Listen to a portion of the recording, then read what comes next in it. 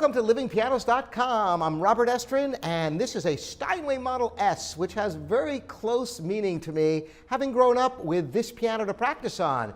That's right, my father, Morton Estrin, his father bought him a similar vintage Steinway when he was a boy, and this is the piano that my sister and I got to practice on, a Model S from this same vintage, and this reminds me so much of that wonderful piano that my sister now has.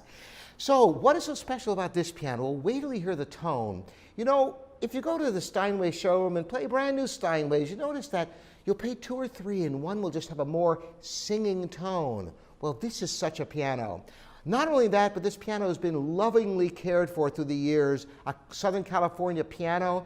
I want you to hear the gorgeous tone of this instrument. I'm going to start with a little bit of Chopin, the beginning of the E minor nocturne.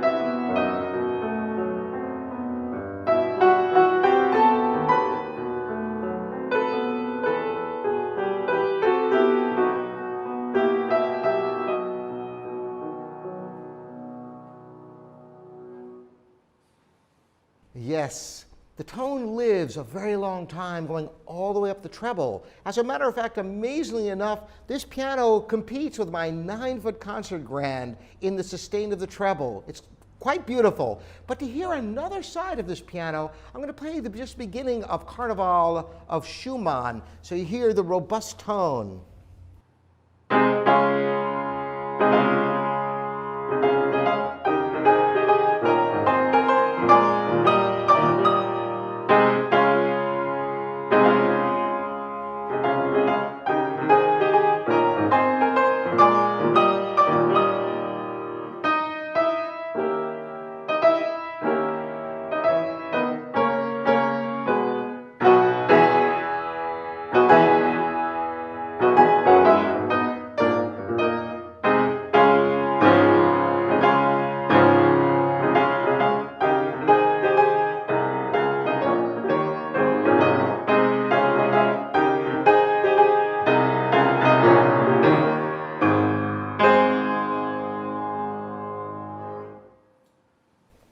How do you like that sound? I really enjoy this piano. Matter of fact, when it first came in, I told my wife I was thinking about buying it for myself in case we ever move to a smaller place where I can't fit a concert grand. This is just the nicest Steinway S I've come across. I'm going to close now with just a little bit of Mozart, the beginning of the F major K332.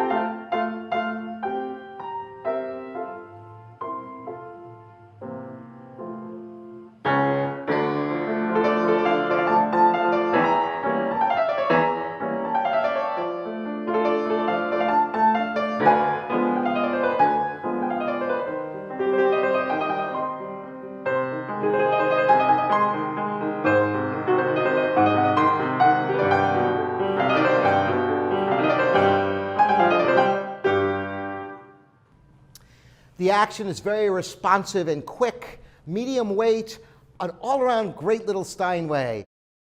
This may be the best Yamaha C7 I have ever played. I played a lot of these pianos.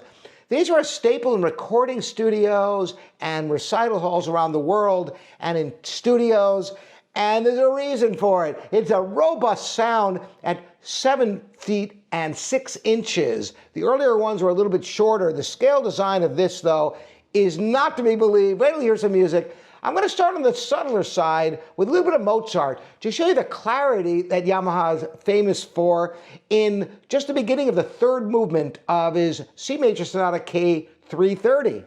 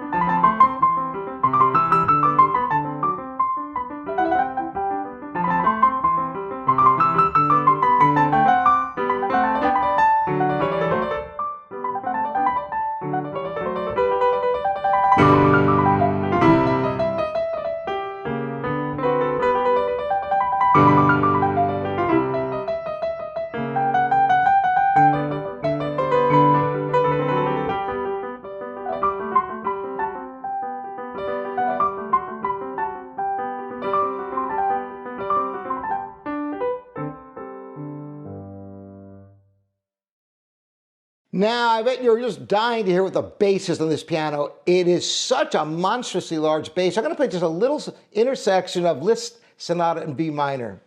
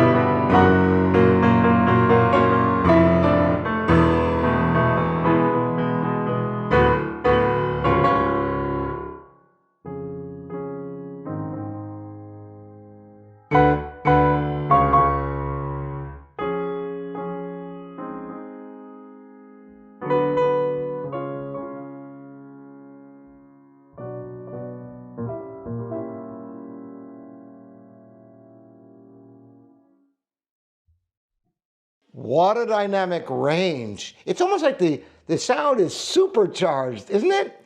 You can get so much out of it. And now to return to the subtle, just Debussy's Children's Corner Suite, The Little Shepherd, a favorite of mine.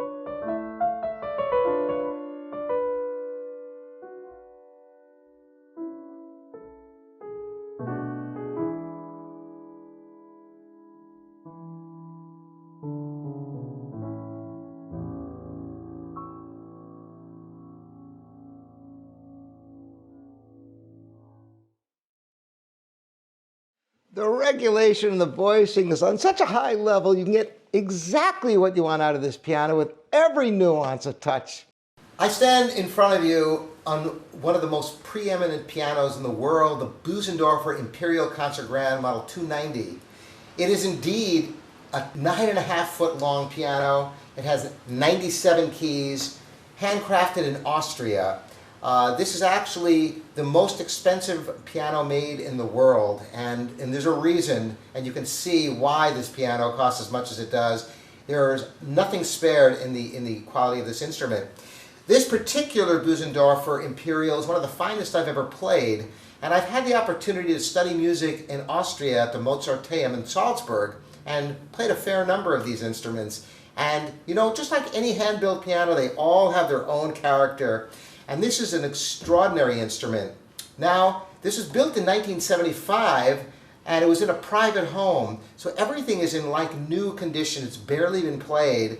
I had my technician go through it and do fine level voicing and regulation as well as tuning.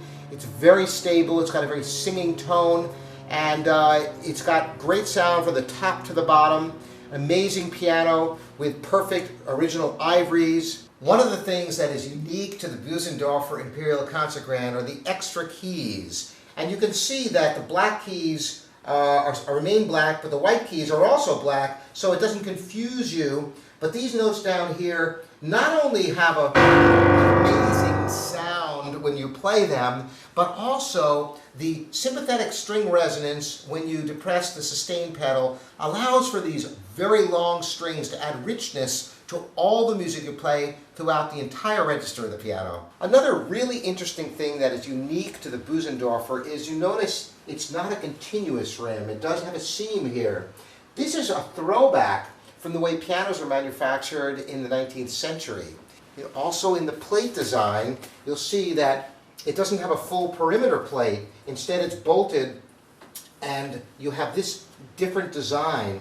Now, one of the reasons why Bösendorfers are treasured is because they truly are a period piano, the way pianos are made in the turn of the century, even in the late 19th century throughout Europe. So if you're interested in the highest echelon piano, you should definitely check out the Bösendorfer Imperial Concert Grand. I'm going to play a little bit of a Schubert Impromptu in E-flat to give you the flavor of this magnificent instrument.